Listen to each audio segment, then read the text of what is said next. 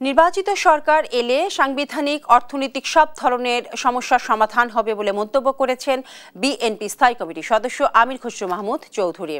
সোমবার সকালে চট্টগ্রাম ট্রাভেল ফোরামে এক সেমিনার শেষে সাংবাদিকদের একথা বলেন তিনি আরও বলেন, জনগণের প্রধান চাওয়া এখন গণতান্ত্রিক পরিবেশ সৃষ্টি করে একটি উৎসব মুখর পরিবেশে নির্বাচন করা। পাশাপাশি শেখ হাসিনার বিরুদ্ধে চলমান মামলাগুলোর রায় সম্পর্কে দেশের সবাইকে বিচার ব্যবস্থার উপর আস্থা রাখার আহ্বান জানান আমির খসরু মাহমুদ চৌধুরী।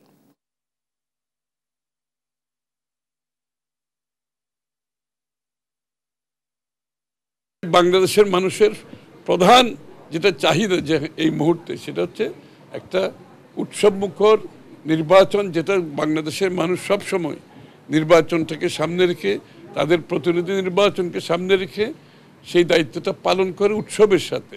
বাংলাদেশের মানুষ সেই অপেক্ষায় আছে।